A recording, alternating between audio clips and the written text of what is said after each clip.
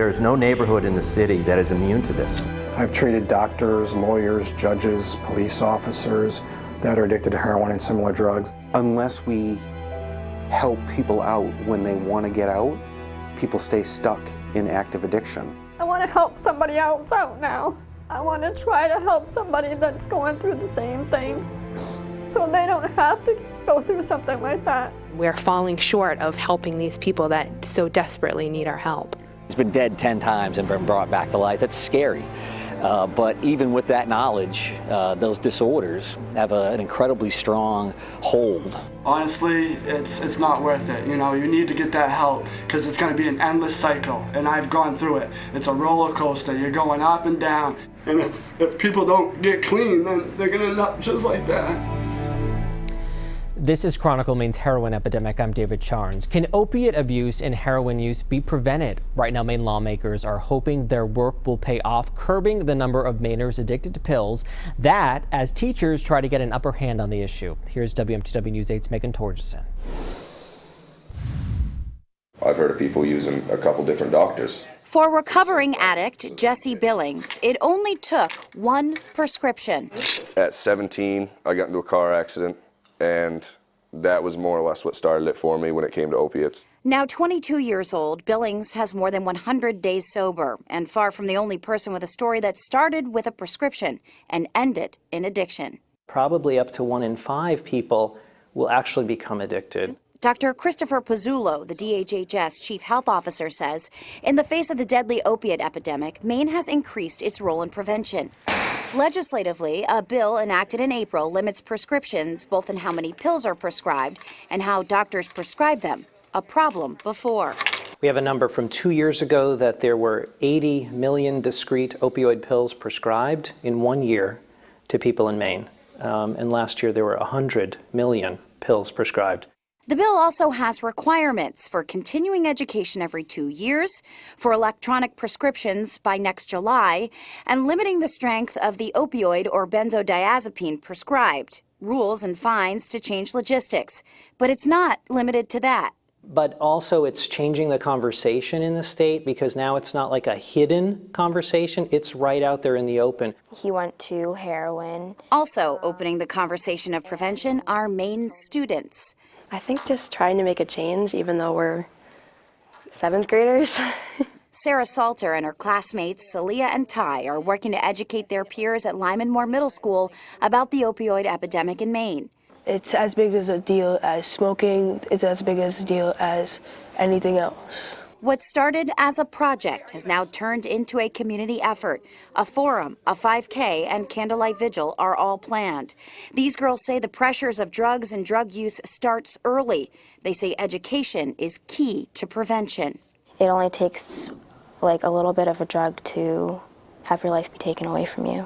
Oh yeah. A lesson Jesse Billings says he wished he had learned, that education can equal prevention. I guess every little bit of awareness that anyone gets, they should take seriously and really, really think about. Megan Torgerson reporting. Those efforts go hand in hand with another aspect of this heroin epidemic, enforcement. Almost everyone agrees that law enforcement can't arrest its way out of the heroin problem, but what is the best path forward after someone is arrested? As WMTW News 8 political reporter Paul Merrill found out, the answer to that question is evolving. When a new law takes effect in late July, Maine will join a handful of states where police and prosecutors cannot charge people caught with small amounts of drugs with felonies, ever. Unless there are aggravating factors, possession of anything less than 200 milligrams of heroin, fentanyl, methamphetamine, or pills will be considered a misdemeanor, no matter how many times it happens. The House accept the majority report. Democratic State Representative Mark Dion, who spent 12 years as Cumberland County Sheriff, authored the amendment that essentially rolls back the state penalties. All we did with this amendment is recognize the true nature of addiction. Dion says it's not about minimizing accountability, it's about minimizing stigma. Because of the way a felony conviction affects a person's ability to get housing, loans, and work. I have a problem with turning someone who's 21 years old facing heroin addiction into a felon where when he's 45 will wonder why he's been robbed of his ability to have a normal life. Relative to Governor LePage thinks taking away an officer's ability to charge someone with a felony robs police of an important tool. Here's what he said at a Lewiston town hall in early May. What we're trying to do is say you have a choice to get a felony on your record or you can go to the rehab. We want them to go to rehab. We want to get them well. But the governor's opposition to the change only went so far. The governor had the opportunity to veto this bill, and he decided not to do that. Om Shri Amara Singham is a lawyer with the ACLU of Maine. Her organization pushed for the change to lessen penalties for possession of small amounts of drugs. Substance use disorders are a public health crisis, not an incarceration problem. Well, it's all about accountability. Roy McKinney is director of the Maine Drug Enforcement Agency. While his organization is primarily concerned with drug dealers, McKinney says patrol officers all over Maine routinely see drug users essentially shrug off misdemeanor charges.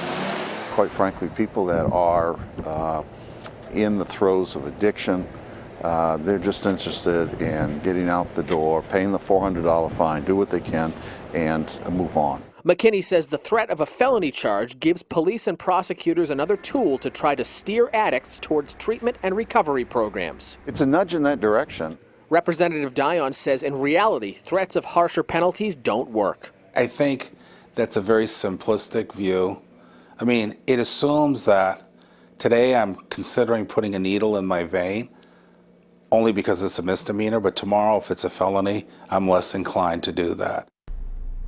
Kennebunk Police Chief Bob McKenzie back with us, and joining us, Gina Coggins, who lives in southern Maine and is in long-term recovery, and Stephen Cotro, also a difficult name, who is with the Portland Recovery Community Center. I want to throw it out there. Can we arrest our way out of this? Absolutely not. It's been shown that what we've been doing for a number of years isn't working. So we need to work collaboratively and work together. This is a societal problem, and law enforcement, as you said, cannot arrest its way out of it. We need to work with these folks, healthcare professionals, the legislators, to come up with these solutions. And I think we're starting to see that now, and it's going to take some time, but I think there is promise there. Oh, it seems like it's going to take a lot of time. I was in the Cumberland County Jail as a visitor. That sounded sort of wrong, but I was there talking to some inmates who suffer from substance use disorder, and they were talking about how time and time again they're back because this is the way that the system has worked. Is there a way to change how the system's working? I think offering more treatment and offering more roads out. Because once you're stuck in the cycle, it's often difficult to find a way out. So if there are more options for people to get out, I think they would take it. So is it getting those treatment options, is it a money issue? Is it a government issue? What is the problem with, why are there only 178 state-funded beds in this state? I don't have an answer. Tough question for you. Well, I'm not in charge of it. If I were in charge of it, there would be much more. There would be many more. And Gina, we brought you on this panel because you were in the cycle. You were in this. What broke the cycle for you? I think rehabilitation, for me, hitting bottom to the point where my family wouldn't talk to me anymore. They were done bailing me out of jail. All that I had left was a shelter in Portland to go to, or the back of my car. And that's what it took for me. But then having people reach out and offer their hope as individuals that recognize me as a human being and not a criminal. I think that was the biggest point for me, is just having someone look at me as a human and not as someone that was just released from jail. Yeah. I think the whole rehabilitation part is what is missing. People come into jail with no shoes on, no shirt on, and leave that way 6 months later, and then what? They go back to the same life because they aren't given any tools. You don't know what you don't know. And I think it's important to point out, not everybody does go to jail. People do get arrested. There are certainly people who are using, watching this or might watch this who have never seen, are not under the scope of law enforcement for this. So Is there a way, do you think, to have more of an experience that Gina had versus throwing people in jail? Well, I think first of all we need to, and you folks in the media helping us educate society with what is going on, so we can collaborate and come up with new ideas. There are, I believe, federal dollars that are going to come our way for treatment. The treatment is what our folks need. As Gina said, many of these folks are not criminals. They're sick and they need that treatment. So. One of the things that we've talked about at the chief and I have been at several forums talking about this. Both of you I know have been on Channel 8 talking about this.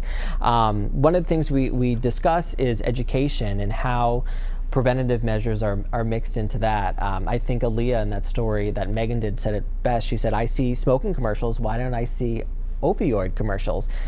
Gina, do you think that would have helped you before you started using?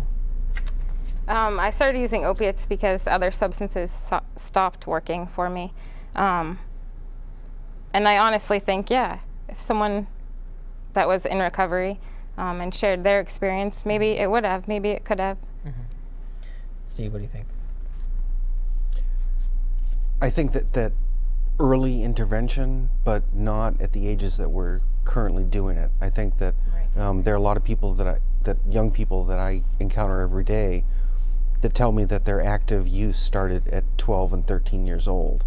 So if we're going to do prevention, we have to go for younger than that, and really be honest about addiction, about use, and not scare tactics, not the realities of what addiction really is. And do you think that there needs to be more to show that, well, we've already agreed that there needs to be more to show that this is an illness and not a crime. How do we even bridge that, or have we already bridged that as a state? Well, I think we're beginning to hear about it. You're hearing these stories, you're seeing these stories, and yes, there's a lot of successes and there's still certainly some failures, but I think we're getting back, better at it as time goes. So again, I think it's positive. We're going in the right direction. It's going to take a while to get there, though. Well, everyone at this table, all you three I know are doing great work out there. Gina, I know you've taken your story and you really want to get out there and talk about it, which I personally think is the key to the education thing, and I think that you two would agree. So thank you for speaking out about it. Absolutely, thanks for having us. All right, well, coming up, are you ever cured from a substance use disorder? Everybody feels the urgency. Nobody can feel complacent about this. We do feel there's hope. There is optimism. In just 2 minutes, we will introduce you to a Maine man who has broken the stigma surrounding addiction. Stay with us.